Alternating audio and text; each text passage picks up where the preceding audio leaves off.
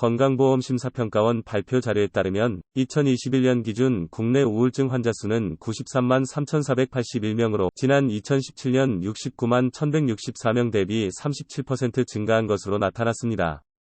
연평균 7.8%에 해당하는 증가율로 이 추세라면 올해 국내 우울증 환자는 100만 명이 넘을 것으로 예상되고 있습니다.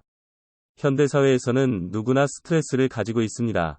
직장생활에서의 업무 스트레스, 대인관계 문제, 경제적인 문제 등등 수많은 요인으로부터 발생되는 스트레스는 우리 몸 건강뿐만 아니라 정신건강에까지 영향을 끼치게 됩니다.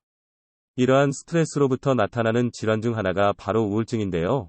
오늘은 급격하게 늘어나고 있는 우울증의 원인, 조기 증상, 주의사항 및 치료법에 대해 알아보고 우울증 환자에게 절대 해서는 안 되는 말에 대해서도 알아보도록 하겠습니다. 우울증은 마음의 감기라고도 불립니다. 그만큼 흔한 질병이라는 뜻이기도 한데요. 하지만 결코 가볍게 봐서는 안 됩니다. 방치하면 자살로 이어질 수도 있기 때문이죠. 보건복지부 발표에 따르면 2016년 기준 인구 10만 명당 25.6명이 자살로 생을 마감했다고 합니다. 이렇게 높은 비율을 차지하는 만큼 사회적 문제로 대두되고 있지만 여전히 제대로 된 대책 마련은 요원한 실정입니다. 그나마 다행인 건 정부 차원에서 적극적으로 나서며 예방 및 치료법 개발에 힘쓰고 있다는 점입니다.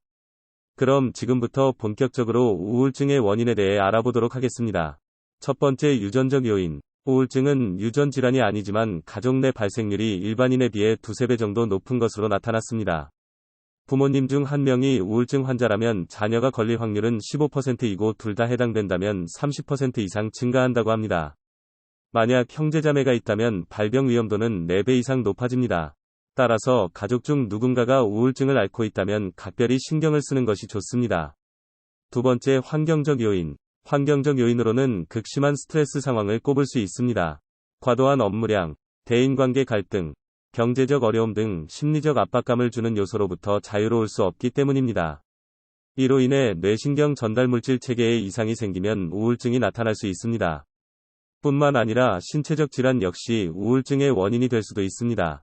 갑상선 기능 저하증, 당뇨병, 고혈압, 뇌졸중 등 각종 만성 질환으로부터 영향을 받기 때문인데요.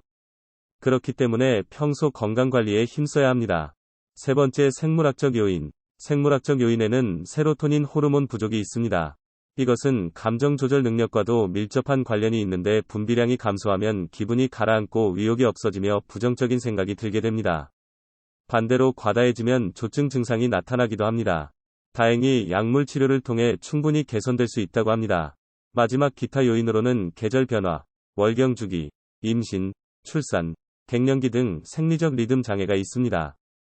그리고 알코올 중독, 마약 복용, 도박, 게임 중독 등 충동 조절 장애도 주요 원인으로 꼽히는데요. 이외에도 수면제 남용, 지나친 흡연, 카페인 섭취 등 생활 습관도 큰 영향을 끼치는 것으로 나타났습니다.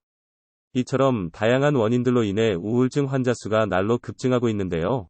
무엇보다 중요한 것은 초기에 증상들을 파악하고 치료를 받는 것입니다. 초기에 적절한 치료만 받으면 회복이 가능하기 때문입니다. 그렇다면 초기에 나타나는 증상으로는 무엇이 있을까요? 바로 무기력감, 피로감, 수면장애라고 합니다.